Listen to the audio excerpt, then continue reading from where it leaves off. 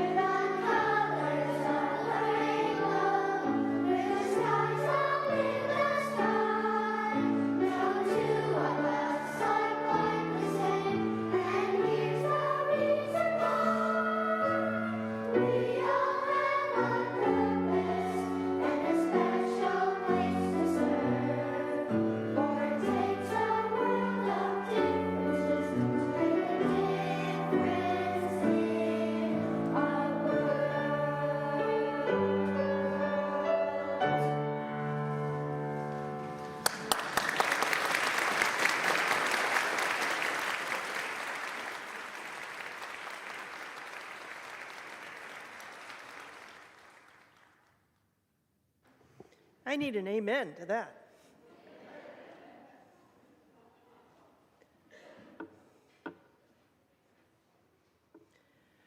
Long ago, I discovered the following poem that seemed to speak directly to me.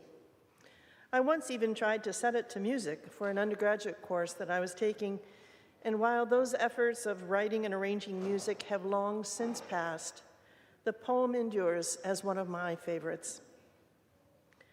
Look to this day, for it is life, the very life of life. In its brief course lie all the verities and realities of your existence, the bliss of growth, the glory of action, the splendor of beauty. For yesterday is but a dream, and tomorrow is only a vision. But today well lived makes every yesterday a dream of happiness, and every tomorrow a vision of hope.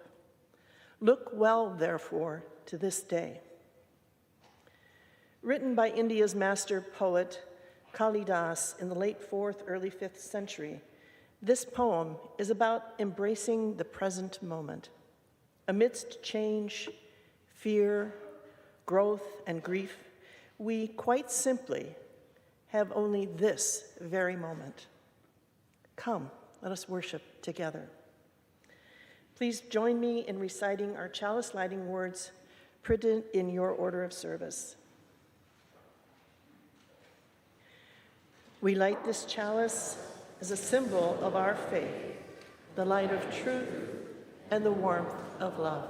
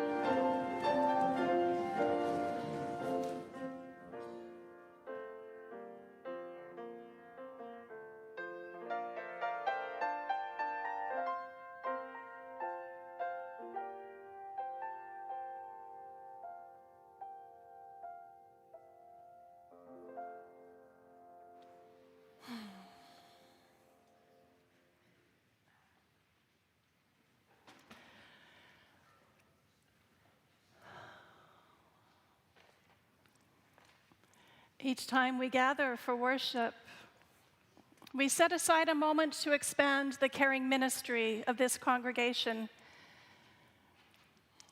Let us take a moment now just to settle ourselves. Feel that energy flowing through us, the breath that we've been sharing in song. Let us rest now and enter into a time of reflection, meditation, and prayer.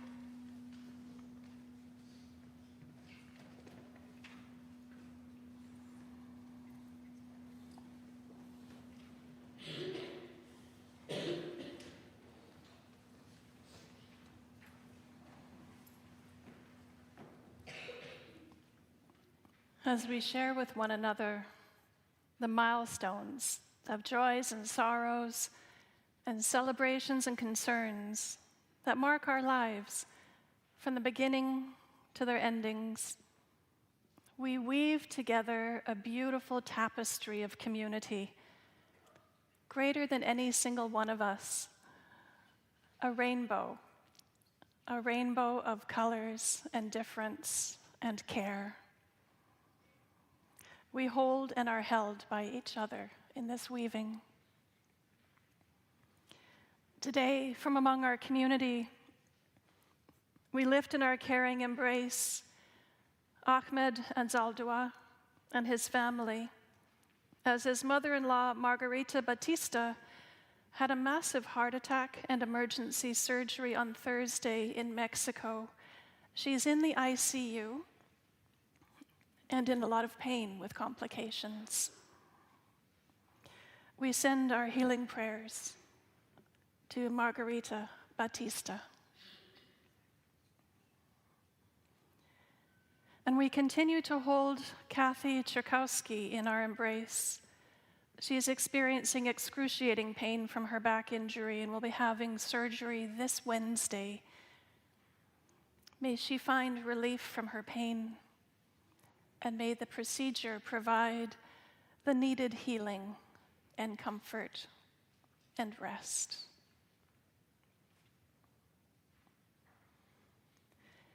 We lift into our care those among us who have been impacted by recent gun violence in our community. The trauma of these incidents reverberates deeply and widely, causing injuries not always visible, but needing tender care nonetheless. May all who are wounded in any way find comfort and healing, and may this senseless violence end.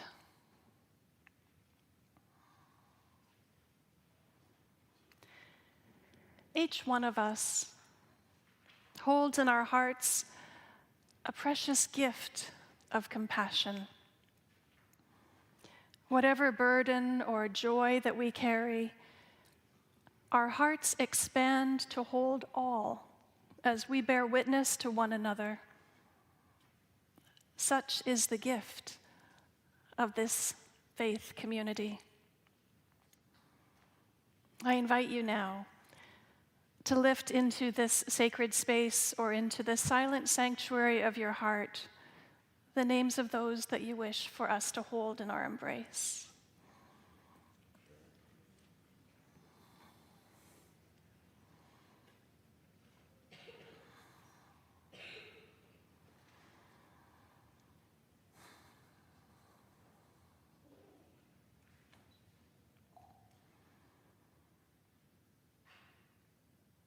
Holy One, Spirit of our ancestors dreaming, God of many names and none, we bow our heads in order to imagine not one path, but many. We imagine a path forward for those who cannot imagine any path forward because of poor health, financial hardship, family crises, and other roadblocks that we cannot begin to understand or imagine.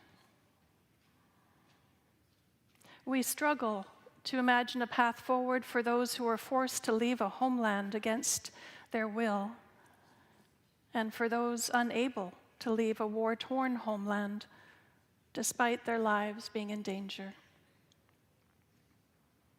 We imagine a path forward for those who do leave their homes to make a better life for their families elsewhere.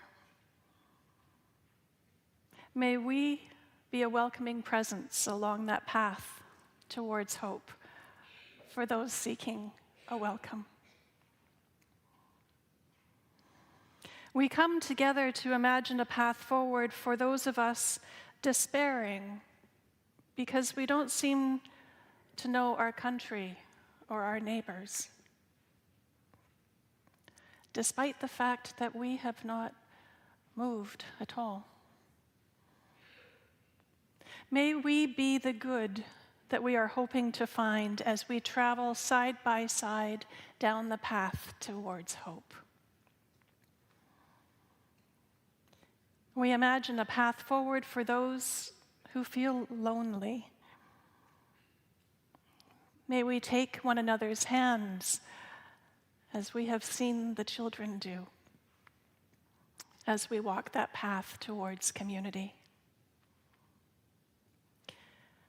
Truly, we know as we imagine these ways forward and take one another's hands, the paths will lead to hope.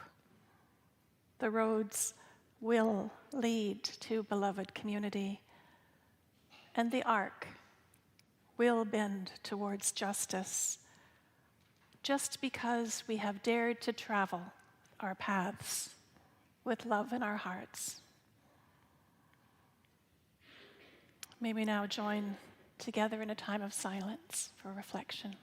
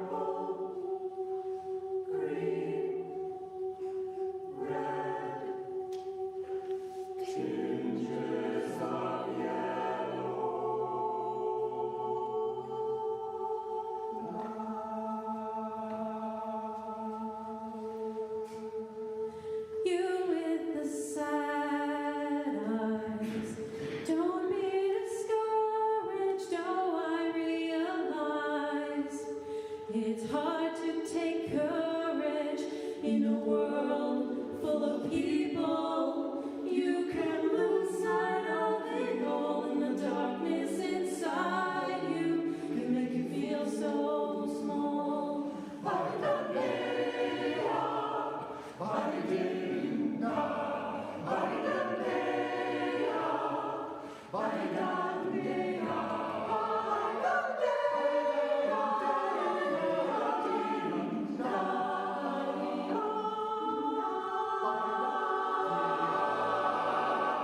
Show me a smile then. Don't be unhappy, can't remember when I last saw you, This world makes you crazy, and you've taken all you can bear. Just call me up, because you know I'll be there, and I'll see your true colors shining. I see your true colors. That's why I love you. So don't be afraid to let them show. Your true colors are shining. Like a rainbow, like a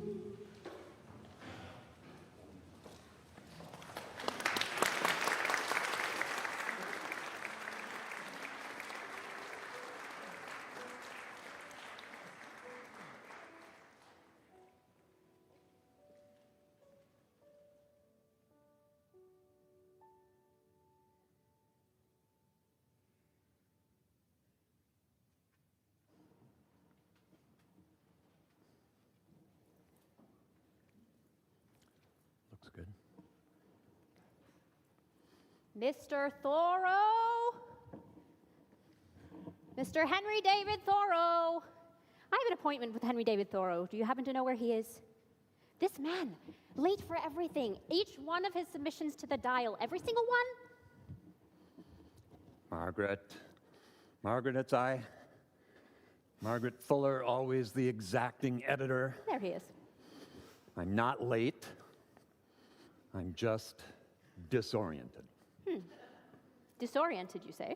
Well, yes, I was out walking in the woods, listening to the trees and the birds and other flora and fauna, when suddenly, pop, here we are, back in St. Paul, Minnesota. And it's like, oh my gosh, it's like the modern age. I think it's like 1962 or something. Oh, dear Henry, you are disoriented. What year is it? 24? 2024? Ridiculous. My goodness. Well, in any age, you are looking fine. Do I? I'm never really sure of that. But you, Margaret Fuller, you always look luminous, even for a ghost. Oh. And yes, Margaret, we are ghosts. Yes, I we can are. never get used to that. But yes, indeed, we are ghosts. And the time has come for the veil to grow thin and our annual reapparition at Unity Church-Unitarian. Yes, that's right. A great tradition, a tradition I cherish. We're going to tell the kids a story. Indeed. All right, so we invite the children up.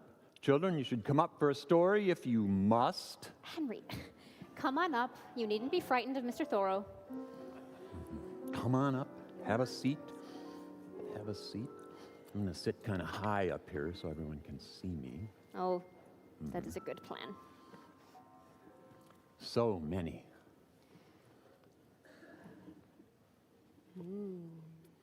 You all look good. How beautiful you are. You do. All right, you got to listen real careful because I have a story about the horrors of change. How change is bad, bad, bad. You must never change. Henry, that is not the story I am prepared to tell. The story that I'm prepared to tell is about the necessity of change. You tell your story, I will tell mine. Well, fine. Okay. You go first. So this story is a fascinating story about me, Henry David Thoreau. When I was a bit older than you, and just starting out, I went off to college. Harvard, actually. Have I mentioned Harvard or so? Once or twice. See, I went there because all good people were told you needed to go to college. All good people who were young men, young white men of any means. That's true. See, would you believe this? Margaret Fuller was perhaps the most brilliant person I had ever met. And would you believe that at that time they did not allow women to go to college? You should have gone to Harvard. I should have. Yes. Yes, you should have gone. I do think you did eventually receive desk privileges in the library, so there was that. Yes, there was that, after I proved I was worthy of it on account of my being a woman. But in any case, Mr. Thoreau thought that Harvard was a waste of his time. Well, I would have killed to have gone. That's right. I didn't like it. I didn't like it at all. See, I didn't want to prepare for a life going into business, to be part of the hubbub of the world. I was attracted to the lives of the primitives who lived a life more close to the land and at one with nature. Henry, something is amiss. What? Is primitives not the word we use today? Help us, bring us into the future. What might we say today? Yes. That's right. Not the primitives, what are we? Native Americans? Indigenous people? Yeah. I could call them by their name. That would be better. Yes, I could call them by their name. Yes. They were the Wampanoag. The Wampanoag people that lived in Massachusetts at that time, and actually for hundreds of years before that. I had met several of them. I was very impressed with their lifestyle, and I thought it would be so much better to live like them than we lived in modern society. Modern, of course, being 1841. Correct, 1841. So I went to the woods. I went to Walden. See, I thought that most men and women, I get that, men and women, were living lives of quiet desperation. It's one of my best lines, I think, don't you? Fair point. It is. What I meant by that was I meant that most people were living to working hard for what they needed to get ahead, but they weren't actually living. And I wanted to go live. I wanted to live that easier lifestyle, not the lifestyle of modern society. Yep. So I went to the woods, as I said, and I lived for 2 years, 2 months, 2 weeks, and 2 days. I built a little cabin. You would love this cabin. This cabin was the size of most people's bathroom. Seriously, it had room for a small bed, a small wood stove, a table, and 2 chairs. And I lived out there on my own, in nature, fighting against nature's challenges. I fended for myself. I ate what I raised. I got my own food. It was tough.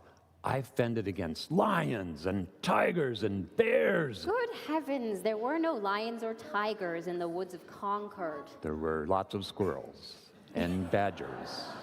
Yes. Indeed, there were squirrels and plenty of friends Plenty and of family friends. to come and visit you. You are correct. But I did mostly live alone. I lived alone, and I got up when the sun rose, and I went to bed when the sun went down. I walked. I walked a lot. I walked and I thought. And I did, in fact, listen to the trees and the birds, and I listened to nature.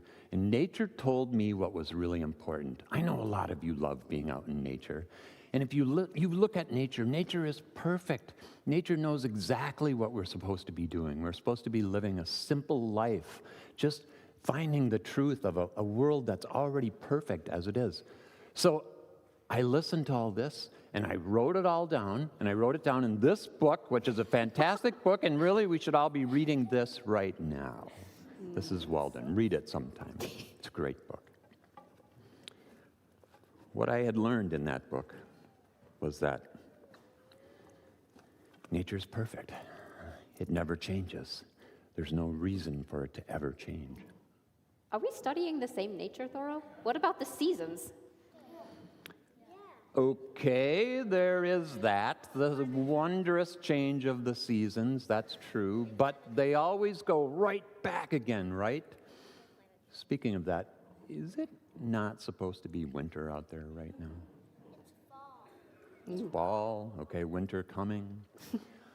I know, Margaret, that you have a different take on things, so I'm sure that you will grace us with your own story. Well, yes, you can trust that. Yes. While Mr. Thoreau went to the woods and listened for the truth that the trees could tell, I went to New York City. Thoreau hated New York City. Hated New York City, don't ever go there. Awful place. It suited me just fine. There, I became the first American woman to be a newspaper editor. I wrote almost daily for the New York Tribune. I went to the places and listened to the truth of the stories of the people that New York City would much rather not have seen. I went to the new asylum, and I went to the prisons. And the more I spoke with imprisoned women, the more it became clear to me that there was no real difference, no difference of the spirit between me and them. I felt myself deeply connected to these women, a connection that people did not really want to see, but I published it in the newspaper, so they would kind of have to. And in my book, Woman in the 19th Century... Excellent book. Why, thank you, Henry. I attempted to capture a truth that many other women were thinking and feeling, but had not the freedom to say, that we were all imprisoned by these arbitrary barriers, these fences around the human spirit that kept all of us from growing into the fullness of our beautifully, vividly colorful souls. Barriers like this, in my time, it was commonly believed that it was not only useless, but dangerous to educate a girl. Can you believe that? People really believed that it was dangerous to her health, and that it was also dangerous because if a woman were to become educated the way a man were, then no one would want to marry her. Right? How preposterous and limiting. I wrote it all down in the book, and I called for us to throw down all of these arbitrary barriers so that we all might be more whole, man and woman. But you see, calling for change and working for change, it's tiresome work. It's hard. The thing about making change is that we are not making change if we are not meeting resistance, and I certainly had those who would resist my ideas. It was lucky then that we kept such revolutionary company, friends of ours working to challenge and change the Unitarian Church. Emerson, Theodore Alcott. Parker. Friends of ours calling for the abolition of slavery. You yourself spent a night in jail on that ground. I did. I refused to pay my taxes to a government that allowed slavery. Indeed. But even with this great company, there were times when I found myself almost wearied out by it all. In every age and every place, I do believe there are times when it seems as though the world is moving backward along the line of progress. And in those moments, I turned to the individual and I turned to the future. I thought of all of those people we were so lucky to know who were fighting so hard to break down these barriers, to stretch out and expand, make room for their own souls and for the people who came behind them. I believed that this search for truth could only serve to make for a more just future, even if I never got to see it. And I held special hope for the role I believed to be assigned to woman in the next century, in the next age. And here we are, in the next age. The next age. So I have to know, could any of you, regardless of whether you're a boy or a girl, regardless of your gender, could any of you, if you knew it was yours to do, find the people who would help you become a doctor? Are there women doctors today? Oh, that's wonderful to hear. In our day, it was impossible, not done, for a father to choose to stay home with his children while his partner worked in the public sphere. Can that happen today? Yes. It can? I believed that if we were to throw down these barriers, that women could be anything. Even sea captains. Could there be women sea captains today? There are? My goodness. Could any of you, man, woman, black, white, enjoy the freedoms of your citizenship and march into the polls to cast your vote? Yeah. When we're 18, fair enough.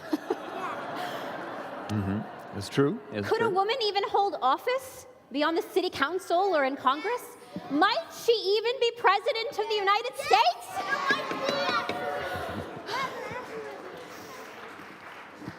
You see, Henry, I don't think my faith was misplaced. Margaret, you have moved me. You are correct. I see that in these complicated times, change is not only inevitable, but necessary. I will say we must hold to the truths that we know. We must hold them.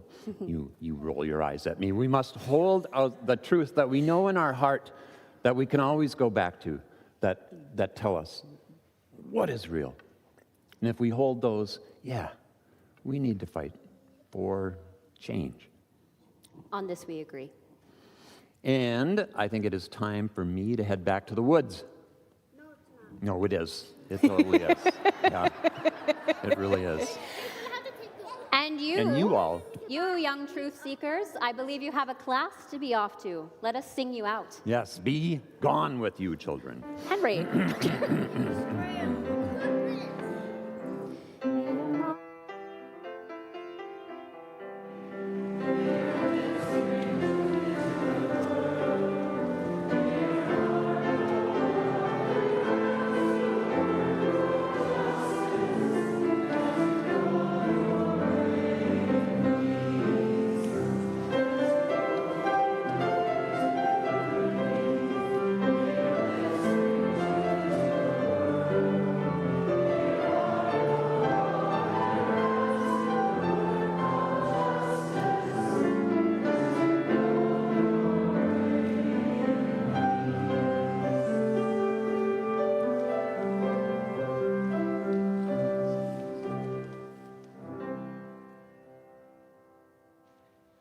Please rise as you are able and join us in the responsive reading, number 555, found in the back of your gray hymnal.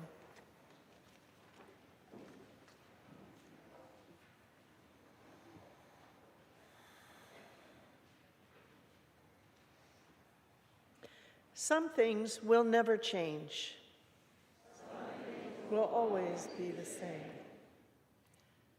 The voice of forest water in the night, a woman's laughter in the dark, the clean, hard rattle of raked gravel, the cricketing stitch of midday in hot meadows, the delicate web of children's voices in bright air.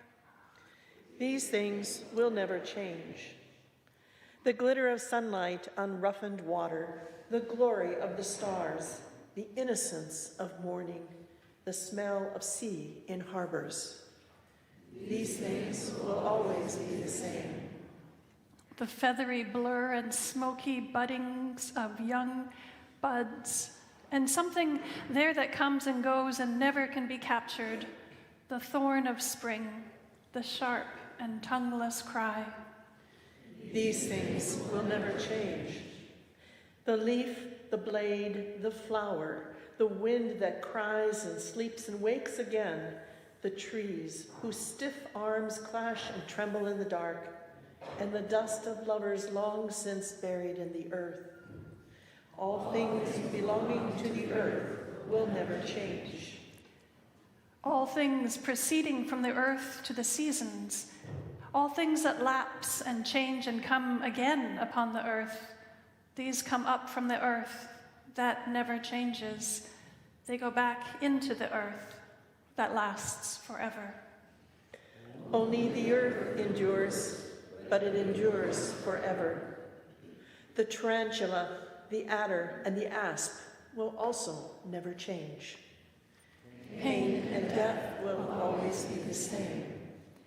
But under the pavements trembling like a pulse, under the buildings trembling like a cry, under the waste of time, under the hoof of the beast, above the broken bones of cities, there will be something growing like a flower.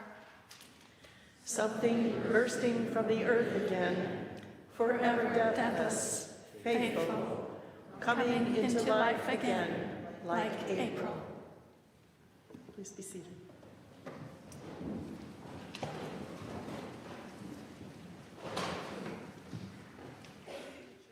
Is framed by statements of conscience, known as its end statements. One of those is to generously give and openly receive compassionate care in times of joy, sorrow, and transition. Such care extends beyond the walls of this church to communities with whom we share a common interest. And each week, the larger portion of our offering goes to those community partners. This week, the recipient is Hallie Q. Brown Food Shelf, a lighthouse of hope in the Summit University community since 1929. Hallie Q offers a client choice model where community members can pick food items they will use instead of being handed a stock bag which may contain items that do not meet their dietary needs or cultural needs. Today's offering will support food needs and emergency services, bringing moments of light and hope into the remaining months of 2024. Unity's Evergreen Quilters partner with Hallie Q and coordinates the congregation's ongoing food collection for the food shelf. Will the ushers please come forward?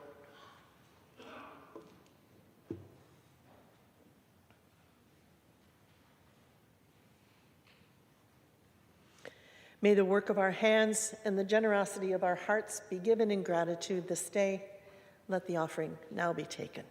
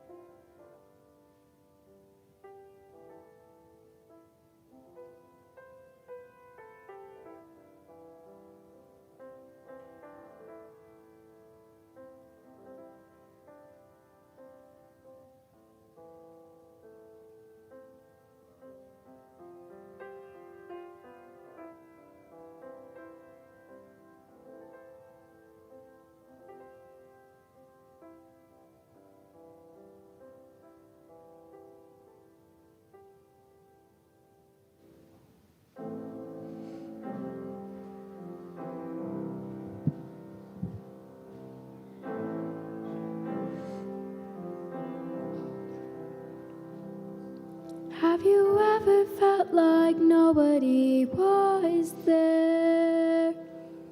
Have you ever felt forgotten in the middle of nowhere? Have you ever felt like you could disappear? Like you could fall and no one would hear?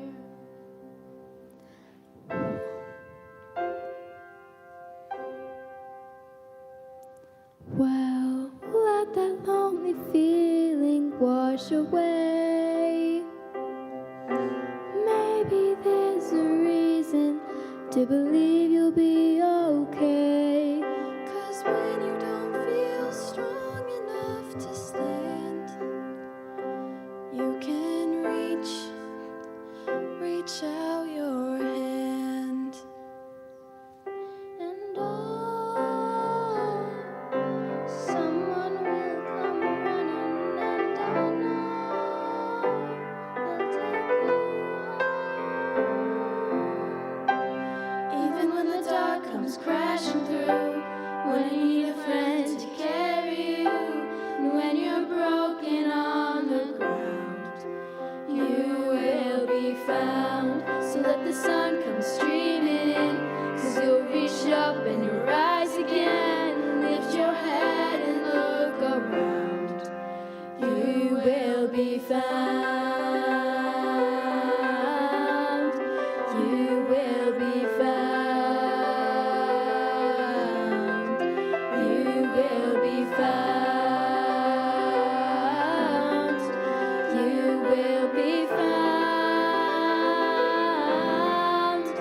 You will be found. There's a place where you don't have to feel alone. Every time you call out, you're a little less alone. If you only say the word, across the silence, your voice is heard. Oh, oh. Someone will come running, and I know they'll take you home. Even when the dark comes crashing through, when you need a friend to carry you, when you're broken on the ground, you will be found. So let the sun come streaming in, 'cause you'll reach up and you'll rise again. Lift your head and look around. You will be found. You are not alone. You are not alone. You are not alone. You are not alone. You are not alone. You are not alone. You are not alone. Even when the dark comes crashing through, when you need a friend to carry you, and when you're broken on the ground, you will be found. So let the sun come streaming in, 'cause you'll reach up and you'll rise again. Lift your head and look around. You will be found. Even when the dark comes crashing through, you will be found. You need someone to carry you. You will be found. You will be found.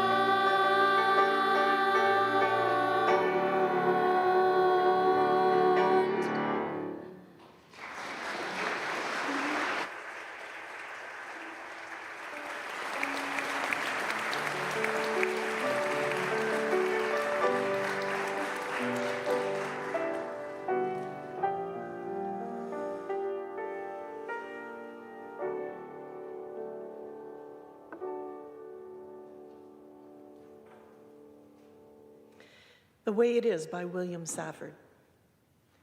There's a thread you follow. It goes among things that change, but it doesn't change.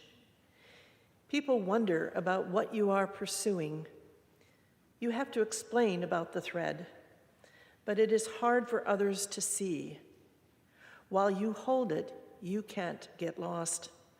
Tragedies happen, people get hurt or die, and you suffer and get old. Nothing you do can stop time's unfolding. You don't ever let go of the thread.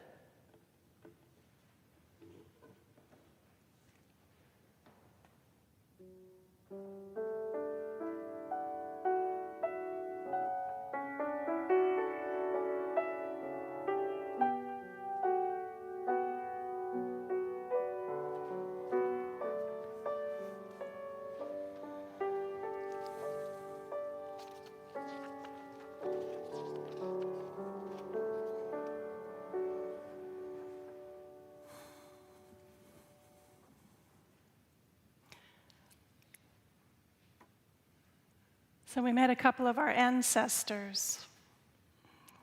I know how much you love history. I'd like to tell you a bit more about Theodore Parker. He lived from 1810 to 1860. It was a very interesting time in this country. Theodore Parker was a powerful Unitarian preacher who rejected the authority of the Bible and of Jesus. Parker, he worked for prison reform, temperance, women's education. He made impassioned speeches against slavery and helped fugitive slaves to escape. During this time, Parker composed his sermons with a pistol on his desk and a drawn sword resting nearby. Now, I thought I wrote sermons under pressure. He was just 31 years old when he delivered a sermon called The Transient and Permanent in Christianity. It was 1841. The things he said in just this one sermon, and it was long. It was much longer than you're getting today, I'll tell you.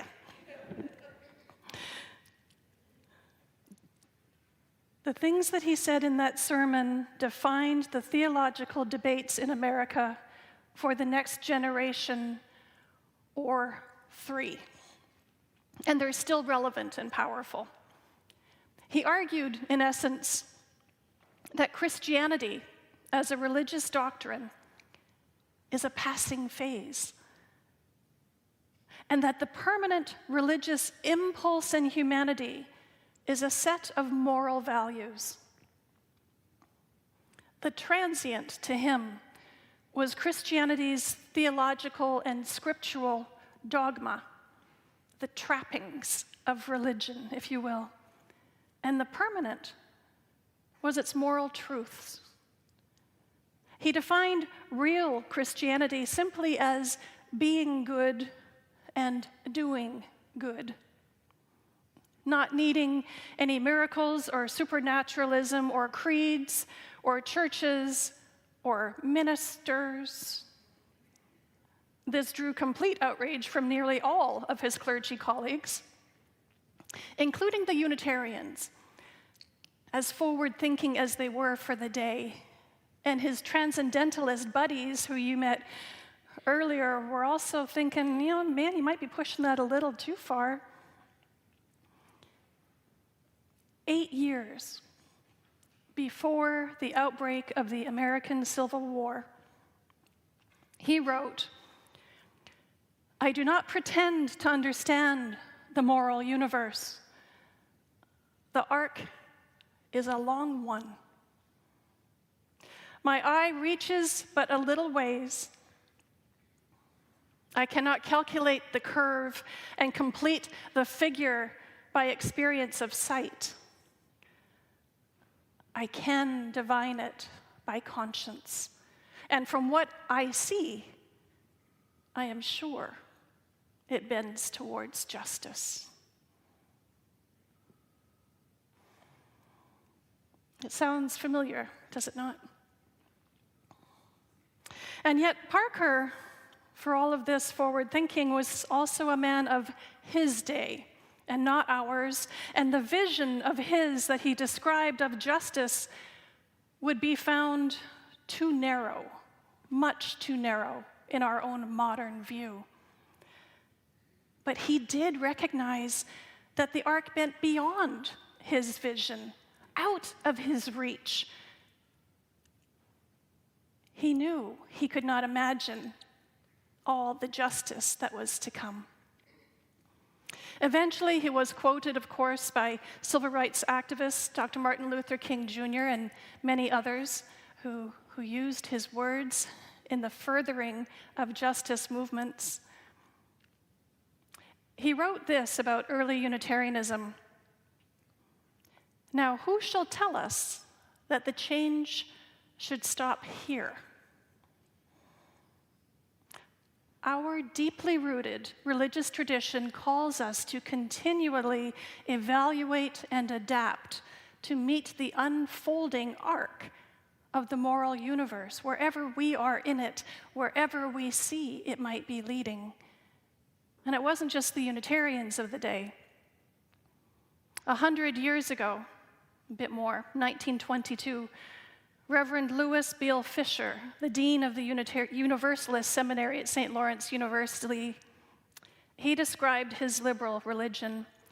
He said, "Universalists are often asked to tell where they stand." He wrote, "The only true answer is that we do not stand at all. We move." The same thing has been said about modern Unitarian Universalism, and it has continued to adapt and change with the context of its times, within the ever-evolving, deepening, and broadening of our own understanding of our values, how to express them and live them in an ever-changing world. This is the thread that we hold on to, the thread that we follow as Unitarian Universalists. The words and the actions may change over time, and they must. But who we are, the good,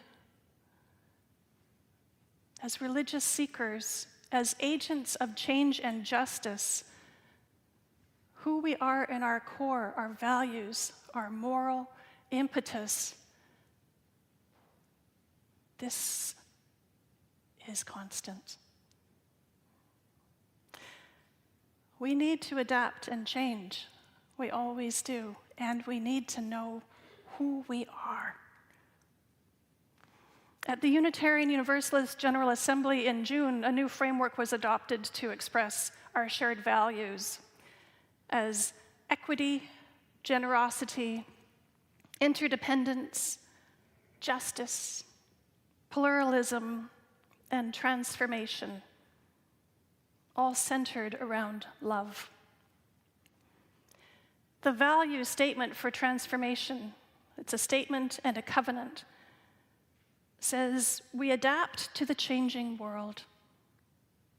We covenant to collectively transform and grow spiritually and ethically. Openness to change is fundamental to our Unitarian and Universalist heritages, never complete and never perfect. I like that last bit. Never complete and never perfect. I can aspire to that. But it reminds me of a quote that Reverend Oscar Sinclair shared with us last week. Suzuki Roshi said, "Each one of us is perfect the way we are, and we can use a little improvement." Not someone or something new, more of who we have always been. Becoming more of who we have always been. This is how I understand that teaching from Theodore Parker about the transient and the permanent is deepening continually. Human beings seek meaning and purpose and like-minded people to be in community with and share our values, and this is how we end up in this room together on this journey. For many, this means leaving a faith tradition that doesn't reflect who they understand themselves to be or where they belong, and seeking a spiritual home, exploring different paths, finding where you do belong, finding what resonates for who you understand yourself to be so that you can deepen and grow spiritually. I was born and raised UU, so I always had this notion that I could figure out what I believed, my own personal theology, and that there are always so many different understandings in the world that can guide my own understandings of mystery and spirituality and God. But I also knew at my core that the principles and purposes of our tradition that I had learned in Sunday school were how I wanted to show up in my life. It just made sense. The interdependent web of existence and the inherent worth and dignity of all people, the right of conscience and search for truth and meaning, for justice, equity, and compassion. These things made sense to me. This is how I knew I wanted to engage with the world. It still is. It anchors me. How I express these principles has changed throughout my life. As my understanding of myself and the context of my life has changed, and my awareness of how injustice and oppression show up in the world has also changed, then I meet it differently. We learn, we grow. Now, in the new values and covenant statement that has changed, for me, I feel that the words more clearly say what the purposes and principles used to say in different words. Sometimes we need new words. The values of justice, equity, transformation, pluralism, interdependence, and generosity centered around love. This change to me feels like a fresh expression of what has always been constant and rooted in our tradition. And I know that that's not true for everyone, and that's who we are. The moral truth that Theodore Parker expressed as being good and doing good, that's what I understand these value statements to be. It's not complete, it's not perfect, but it's a truer reflection of who and where I think we are as a denomination today and aspire to become more fully. I know that these days leading up to the election are fraught with feelings of anxiety and fear and maybe helplessness, even anger. So aside, as your minister of congregational care, aside from hoping that you find balance and get some fresh air and limit your media intake, I invite you to consider what is at your core. What is the thread that is holding you steady? What is the permanent essence of you that has been your constant guide in forming your life's choices, your values? What are your true colors? How might you, knowing that, express yourself more fully in the world, living out your values? We can't stay where we are. As much as Thoreau wanted to stay in his cabin, life doesn't work like that. And we cannot see the future. We cannot see the bend in the arc beyond our own vision. We don't know where it's going. We can't even imagine it fully, but we can dream. And in our dreaming, we can make a difference, as our ancestors did.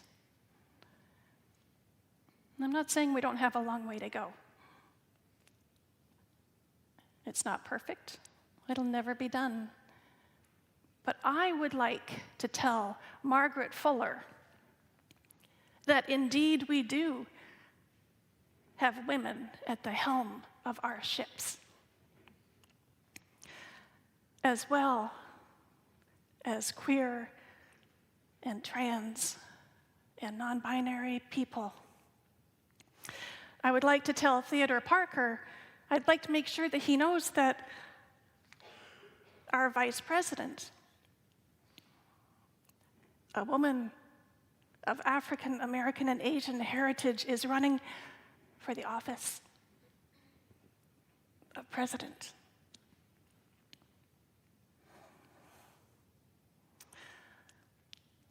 We live in a future that our ancestors could barely imagine. Just this past week, just a couple days ago, President Biden issued a formal presidential apology to Native American communities for the atrocities committed against Indigenous children and their families during a 150-year era of forced federal Indian boarding schools. A long overdue acknowledgement of a painful truth and an important step towards healing and repair. A new beginning in reconciliation and relationship, a step on that arc towards justice, equity, interdependence, maybe even generosity. That arc of the moral universe, it does seem a slippery, bumpy, elusive horizon at times. Never complete, never perfect. It is our work to do. May it be so. Amen.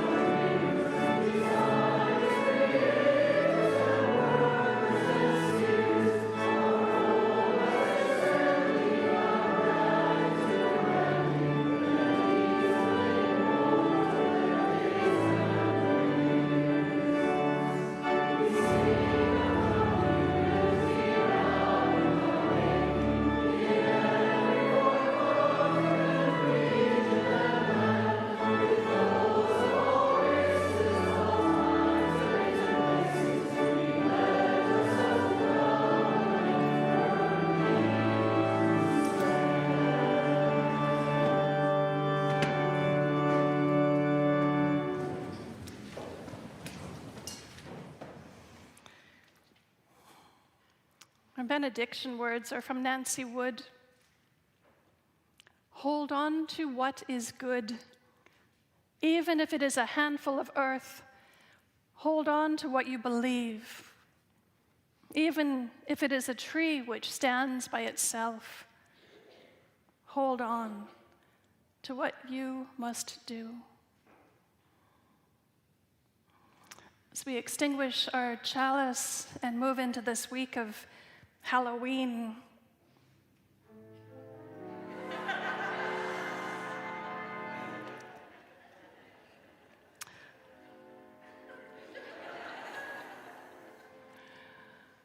All Souls Day, the Dia de los Muertos, a time when it is said that the veil between the worlds of the living and the dead is thin.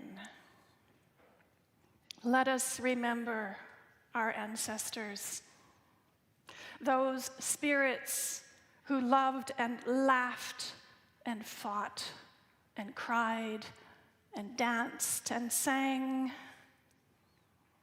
and dreamt of a future that is ours to live. Let us live it.